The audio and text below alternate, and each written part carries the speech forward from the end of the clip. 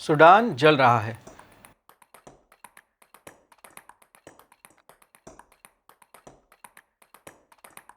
एक छोटे से अफ्रीकन देश में 100 से ज़्यादा औरतों ने मास सुसाइड क्यों कर ली? इनकी मौत में गोल्ड का क्या रोल है? यूएई और रशिया कैसे इस सदी के सबसे भयानक सिविल वॉर से फ़ायदा उठा रहे हैं? जवाब है गोल्ड। जी हाँ, गोल्ड। सूडान और उसके लोगों को सिस्टमेटिकली तबाह किया जा रहा है। उनका विनाश उनकी खुद की सरकार, बागी मिलिट्री ग्रुप्स, विदेशी ताकतें और प्राइवेट कंपनीज कर रही हैं, और ये सब सिर्फ सोने के लिए हो रहा है। सूडान जल रहा है और दुनिया भर के देश चुप हैं। क्यों? क्योंकि इस सिविल वॉर की वजह से दुनिया भर की गोल्ड सप्लाई बिना रुके चल रही है, खासकर तब जब सोने की कीमतें रिकॉर्ड हाई पर हैं। सोना एक लिमिटेड नेचुरल रिसोर्स है और इसे आर्टिफिशियली लैब में नहीं बनाया जा सकता। जैसे जैसे हम इसे अपने स्मार्ट डिवाइसेस, गहनों, तोहफों और इन्वेस्टमेंट के लिए इस्तेमाल करते हैं, ये ख़त्म होता जा रहा है। एक दिन ऐसा आएगा जैसे फॉसिल फ्यूल्स ख़त्म हो रहे हैं, वैसे ही सोना भी ख़त्म हो जाएगा, और इस गोल्ड रश की वजह से सूडान के लोग जल रहे हैं। जब सूडान में सोना मिला तो लोगों ने सोचा था कि देश को भूख, बेरोज़गारी और गरीबी से बाहर निकाला जाएगा, लेकिन उसका उल्टा हुआ। देश जल रहा है, हर दिन सैकड़ों सूडानी मर रहे हैं, औरतें और बच्चों के साथ रेप हो रहे हैं और लाखों लोग भुखमरी का शिकार हो रहे हैं। तो ये सब हो क्यों रहा है? ये सब शुरू होता है एक गोल्ड माइन से।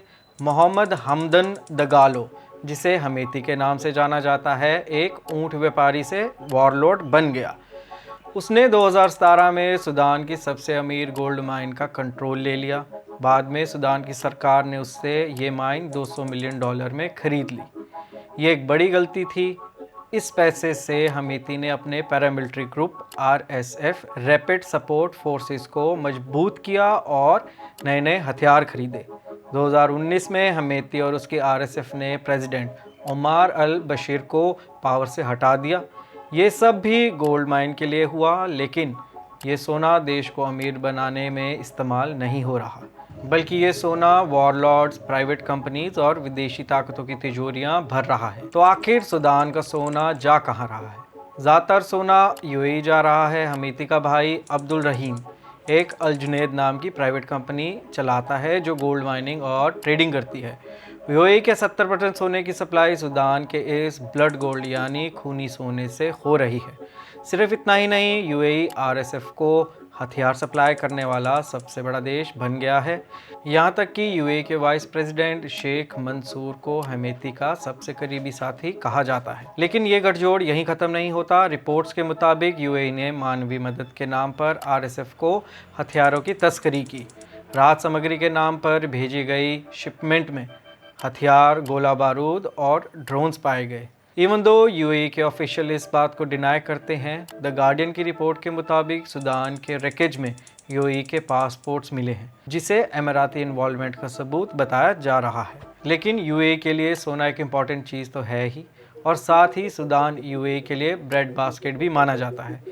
एग्रीकल्चर लैंड ना होने की वजह से यूएई वीट या गेहूं के लिए भी सूडान और अफ्रीका पर डिपेंडेंट है। द गार्डियन का ये कहना है कि अगर यूएई का सूडान में एलिजिड इन्वॉल्वमेंट ना होता तो दुनिया के सबसे बड़े ह्यूमैनिटेरियन क्राइसिस को ड्राइव कर रहा ये कॉन्फ्लिक्ट कब का ख़त्म हो चुका होता। तो आइए जानते हैं कि सिविल वॉर की शुरुआत कहाँ से हुई। सूडान का सिविल वॉर 2023 में शुरू हुआ। ये सिविल वॉर सूडान की मिलिट्री गवर्नमेंट के दो ग्रुप्स, सूडानीज आर्म्ड फोर्सेस और आरएसएफ के बीच पावर की लड़ाई है। एसएएफ जो अब्दुल फतेह अल बुरहान के अंडर है और पैरामिलिट्री आरएसएफ और उनके एलाइज हमेती के अंडर हैं। लेकिन ये तनाव 2017 से ही बढ़ रहा था। उस समय सूडान प्रेसिडेंट उमर अल बशीर के अंडर था, जिनके पास यूएई और गल्फ स्टेट का सपोर्ट था। 2019 में प्रोटेस्ट के बाद प्रेसिडेंट अल बशीर को एक मिलिट्री कूप के ज़रिए हटा दिया गया। उनके हटने के बाद डेमोक्रेसी की एक उम्मीद जागी थी, पर एसएएफ और आरएसएफ ग्रुप के बीच की लड़ाई गोल्ड की सप्लाई को कंट्रोल करने के चक्कर में सिविल वॉर में बदल गई, और ये अभी तक चल रही है। सूडान का सबसे बड़ा शहर और कैपिटल खार्तूम अब आरएसएफ के अंडर है। अल बशीर ने अपनी सरकार को पोर्ट सूडान शिफ्ट कर दिया क्योंकि आरएसएफ फोर्सेस ने खार्तूम की ज़्यादातर गवर्नमेंट बिल्डिंग्स पर कब्जा कर लिया था। ये वॉर इतना बढ़ गया है कि कुछ एक्सपर्ट्स कह रहे हैं कि SAF कंट्रोल सूडान और RSF कंट्रोल सूडान का पार्टीशन तक हो सकता है। पावर और गोल्ड को कंट्रोल करने के लिए दोनों ग्रुप रेगुलरली एक दूसरे की माइंस को अटैक कर रहे हैं। दोनों ही साइड्स पर वॉर क्राइम्स करने के आरोप लगे हैं, लेकिन RSF पर एथनिक क्लेंजिंग जैसे गंभीर आरोप भी लगे हैं। अब आइए बात करते हैं कि दूसरे देश इस सिविल वॉर में क्या रोल प्ले कर रहे हैं। ईरान और इजिप्ट SAF को हथियार सप्लाई करते हैं, जबकि रशिया दोनों साइड्स के साथ खेल रहा है। उसने अपने नोटोरियस वैगनर ग्रुप को काफ़ी समय के लिए वॉर जोन में डिप्लॉय किया हुआ था। सऊदी अरेबिया, टर्की और कतर भी अपना इन्फ्लुएंस बढ़ाने के चक्कर में हैं और एक दूसरे के साथ कम्पीट कर रहे हैं। हर एक कंट्री के अपने छोटे छोटे गोल्स हैं। कोई फूड सप्लाई सिक्योर करना चाहता है तो कोई गोल्ड पे कब्जा। सूडान के ऑफिशियल रशिया के साथ गन और गोल्ड डील्स के लिए नेगोशिएट कर रहे हैं और चाइनीज़ माइनिंग एग्जीक्यूटिव्स को अट्रैक्ट करने की कोशिश कर रहे हैं।